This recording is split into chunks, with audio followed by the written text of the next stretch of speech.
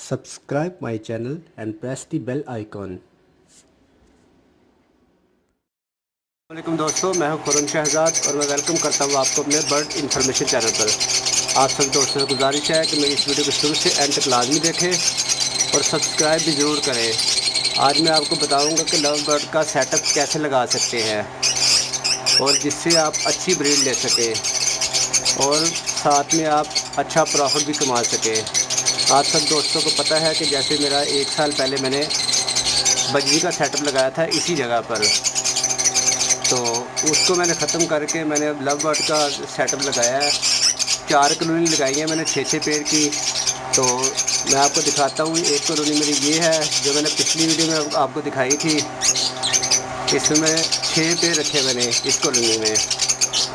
6 के 6 पेड़ मैंने पट्ठे लिए थे एक ही एज के। तो दूसरी कॉलोनी मैं आपको दिखाता हूँ,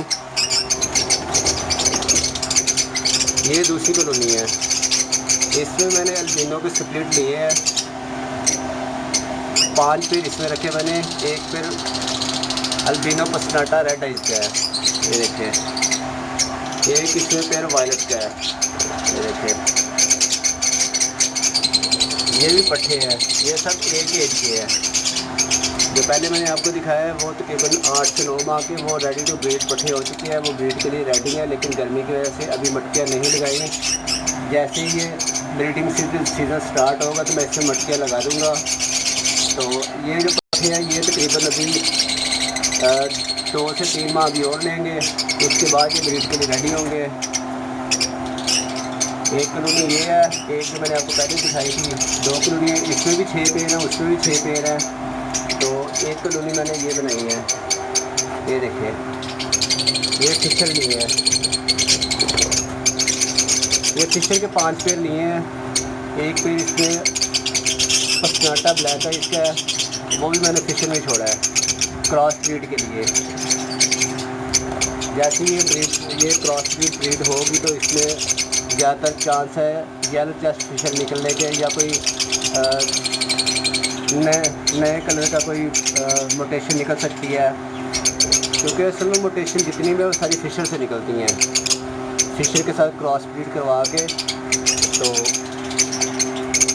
अब मैं आपको दिखाता हूँ अपनी चौथी कॉलोनी, उसमें भी 6 पेड़ है। ये देखें दोस्तों, ये लुटिनो रेड आइज के मेरे 6 पेड़ हैं। इसमें एक मैंने पीछ से इसका छोड़ा है, पीस मेल है वो मैं अभी लेके आया था। सबसे पहले मेरे पास यही कॉलोनी थी, ठीक है। बजरी के साथ यही कॉलोनी ब्रीड कर रही थी, तो मुझे बेहतर लगा कि मैं बजरी को ख़त्म करके लुटिनो या कुछ लव बर्ड में आऊँ। तो अब ये मेरा पहला सीज़न है जिसमें मैं ब्रीड लूँगा लव बर्ड से। लुटिनो से मैंने ब्रीड ली है पिछले सीज़न, पिछले 2 साल से। आप भी अगर लव बर्ड में इंटरेस्टेड है तो पट्ठे लें और उनको एक कॉलोनी में छोड़ दें। जैसे ही वो एडल्ट होंगे तो आप उसमें मटकियाँ लगा दें। आपने ये नहीं करना पट्ठे लेके आए या ब्रीडर पीस लेके आए तो साथ ही आपने उसमें मटकियाँ लगा देनी, ऐसे नहीं ब्रीड करते। जब भी आप कोई भी चीज़ खरीदें, चाहे बजरी हो चाहे लव बर्ड हो या कोई भी बर्ड, पहले उसको सेट होने दें, पेड़ बनने दें। अगर पेड़ बना है तो फिर भी उसको कम से कम 1 महीने तक मटकी आपने नहीं लगा के देनी। अगर आप उसको आते ही अपने घर में बॉक्स दे देंगे तो वो आपसे डर के मटकी में चला जाएगा। वो समझेगा कि शायद ये मेरी छुपने की जगह है, ठीक है। तो जब भी आप कोई भी बर्ड ले गए तो सबसे पहले आप उसको सेट होने का टाइम दें, 1 महीना कम से कम।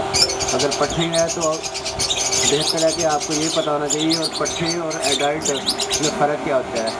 जब वो एडल्ट हो जाए तब उसको मटकी आप दें।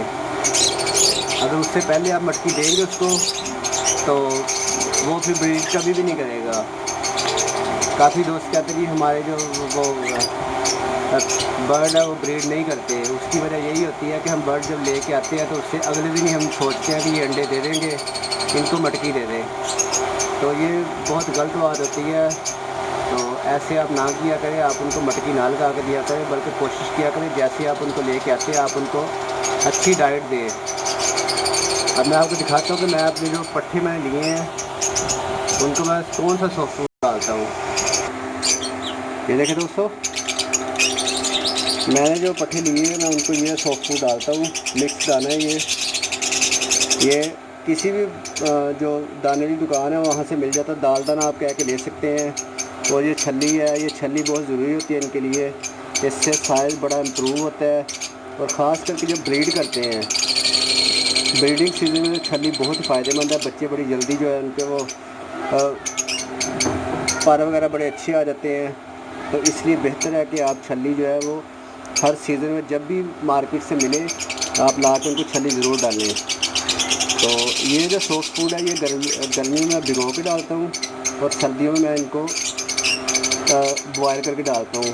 तो इससे ये होता है गर्मियों में जब भिगो के डालेंगे तो इसकी तासीर जो है वो ठंडी हो जाएगी, बर्ड को मोचले वगैरह नहीं लगेंगे।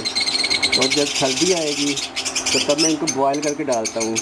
बॉयल करने से इसकी तासीर गर्म हो जाती है और बर्ड सर्दी से बचा रहता है और ब्रीड बड़ी अच्छी करता है। तीसरा इसका ये फ़ायदा, ये अगर आप खुद इसको मिक्स करें तो आपको काफ़ी ये कॉस्टली महंगी पड़ती है मार्केट से। ये पाकिस्तान में तो ये 60-70 रुपये किलो मिलती है ये जो सॉफ्ट फूड है। तो मैं अपने बर्ड को ये देता हूँ। अगर आपने मेरी प्रोग्रेस देखनी है, मेरे बजरी की कॉलोनी प्रोग्रेस देखते हैं, वो इन्हीं बर्ड इसी दाने की वजह से माशाल्लाह से बड़ी अच्छी आई थी। तो मैं तो अब लव बर्ड को भी यही इस्तेमाल करवा रहा हूँ।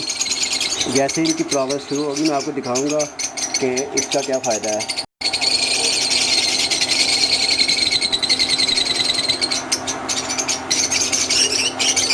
ये देखिए दोस्तों, ये वो पट्ठे हैं अल्बिनो स्प्लिट के, रेड आइज के स्प्लिट है ये वो पट्ठे हैं जो मैंने मार्च के महीने परचेज़ किए थे और ये 3 माह के थे तब। अब ये माशाल्लाह 8 माह से ऊपर हो चुके हैं और ये जो पेयर बन चुके हैं। तो अब जैसे ये जुलाई का महीना ख़त्म होता है, अगस्त में तकरीबन 10-15 तारीख को मैं मटकियाँ लगा दूँगा। जैसे ही मौसम मुझे लगेगा कि सही हो चुका है तो इंशाल्लाह से 15-20 दिन के अंदर ब्रीड जो है वो स्टार्ट हो जाएगी। 3 कॉलोनियाँ जो है वो माशाल्लाह ब्रीड करेंगी। एक कॉलोनी जो मैंने आपको दिखाई थी वो भी स्प्लिट की है, रेड आइज के स्प्लिट अल्बिनो के वो पट्ठे हैं, वो भी ब्रीड के लिए रेडी नहीं है। उनको मैं मटकियाँ नहीं लगा के दूँगा। उसके अंदर जो वायलेट का पेड़ है वो ब्रीडर पेड़ मैंने लिया था, उसको मटकी लगा के दूँगा। लेकिन मैं उसको हो सकता है कि अलग केज में करूँ, क्योंकि दूसरे जो पट्ठे हैं फिर वो भी वो बॉक्स में जाएंगे तो ऐसे अंडे बच्चों को नुकसान करेंगे। तो मेरी आप दोस्तों से यही गुजारिश है कि आप जब भी बर्ड ख़रीदें तो किसी एक्सपर्ट बंदे को साथ लेके जाए। अगर आप मार्केट से परचेज़ करते हैं तो इसका मतलब ये नहीं कि मार्केट से चीज़ सही नहीं मिलती। मार्केट में आपको अच्छी चीज़ मिल सकती है, लेकिन उसके लिए आपको तजर्बा होना बहुत ज़रूरी है। आपको ये पता होना चाहिए कि आप कौन सी चीज़ लेने जा रहे हैं, उसके बारे में आपको अच्छी इन्फॉर्मेशन होनी चाहिए, अच्छे बुरे पीस की पहचान होनी चाहिए। मार्केट वाले तो आपको जो पीस पकड़ेंगे वो आपको यही कहेंगे ये ब्रीडर है, ये मेल फीमेल है, लेकिन आपने खुद पहचान करनी है, खुद अपनी गारंटी पे लेके आना है। अगर आपको दुकानदार कहे कि मेरी गारंटी है तो ये पॉसिबल नहीं है कि वो आपको सही चीज़ देगा। आपने खुद पहचान करके लेके आनी है। ये देखिए ये दोस्तों, ये मैंने किसी दोस्त से लिए थे तो ये माशाल्लाह साइज़ देखे माशाल्लाह से, इनके पैर भी बन चुके हैं, ये दाना भी एक्सचेंज करते हैं। तो ऐसे जब भी ख़रीदें किसी दोस्त से ख़रीदें, किसी जानने वाले बंदे से ख़रीदें, क्योंकि उसको आप रिप्लेस भी कर सकते हैं। अब मैंने जिस बंदे से परचेज़ किए हैं उससे मुझे इतनी ऑफ़र दी है, वो कह रहा है कि अगर आपके पास मेल फीमेल ज़्यादा होंगी तो मैं आपको एक्सचेंज करवा दूँगा, एडल्ट पीस के बदले एडल्ट पीस दूँगा। जितने पेयर बन जाए वो रख लीजिएगा, जो एक्स्ट्रा होंगे वो आप मेरे साथ एक्सचेंज कर लीजिएगा। तो मार्केट में तो ऐसे नहीं करते। मार्केट में तो अगर आप पीस ले घर आ गए वो पीस सही है ख़राब है वो आपका है। अगर सही होगा तो मार्केट वाला ले भी लेगा वापस, अगर ख़राब होगा तो वो कभी भी आपके पीस की जिम्मेदारी नहीं लेगा। वो यही कहेगा कि आपकी वजह से ये ख़राब हुआ है। तो इसलिए बेहतर है कि अगर आप मार्केट से परचेज करें तो अपनी ज़िम्मेदारी पे ख़रीदे पीस, अच्छी तरह से चेक करके ख़रीदे पीस। तो चलिए दोस्तों, दुआओं में याद रखिएगा और मेरे चैनल को लाइक शेयर और सब्सक्राइब ज़रूर करिएगा। अपने बर्ड का भी ख्याल रखिएगा। अल्लाह हाफिज़।